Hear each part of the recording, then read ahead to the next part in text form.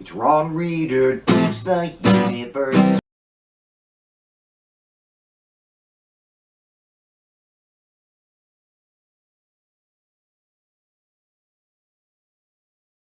I'm Ron Reader, and this is Ron Reader Digs the Universe, and tonight, A Visit from St. Nicholas by Clement Clarke Moore. It was the night before Christmas, when all through the house not a creature was stirring, not even a mouse. The stockings were hung by the chimney with care in hopes that St. Nicholas soon would be there. The children were nestled all snug in their beds, while visions of sugar plums danced in their heads. And Mama in her kerchief and I in my cap had just settled our brains for a long winter's nap, when out on the lawn there arose such a clatter, I sprang from my bed to see what was the matter. Away to the window I flew like a flash, tore open the shutters and threw open the sash. The moon on the breast of the new-fallen snow gave a luster of midday to the objects below. When what did to my wandering eye did appear but a miniature sleigh and 8 tiny reindeer, with a little old driver so lively and quick I knew in a moment it must be Saint Nick.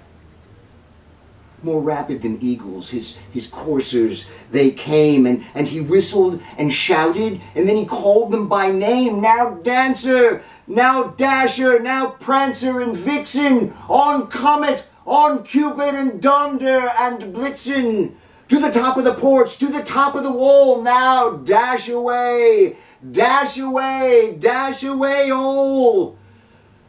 As leaves before the wild hurricane fly when they meet with an obstacle mount up to the sky, so up to the housetop the coursers they flew with the sleigh full of toys, and St. Nicholas too.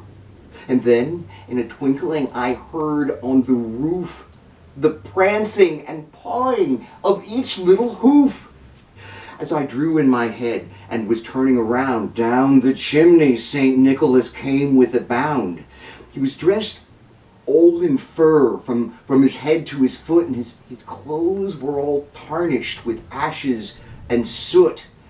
A bundle of toys he had flung over his back, and he looked just like a peddler opening his pack. His eyes, how they twinkled, his dimples so merry, his cheeks were like roses, his nose like a cherry. His droll little mouth was drawn up like a bow, and the beard on his chin was as white as the snow. The stump of a pipe he held tight in his teeth, and the smoke, it encircled his head like a wreath. He had a broad face and a little round belly that shook when he laughed like a bowl full of jelly. He was chubby and plump, a right jolly elf, and I laughed when I saw him, in spite of myself. A wink of his eye and a twist of his head soon gave me to know I had nothing to dread. He spoke not a word, but went straight to his work and filled all the stockings, then turned with a jerk, and laying his finger aside of his nose and giving a nod, up the chimney he rose. He sprang to his sleigh, to his team gave a whistle, and away they all flew, like the down of a thistle. But I heard him exclaim ere he drove out of sight, "Happy Christmas to all, and to all a good night." I'm Ron Reader, and this has been Ron Reader Digs the Universe. Join me, Ron Reader, again next week for another episode of Ron Reader Digs the Universe.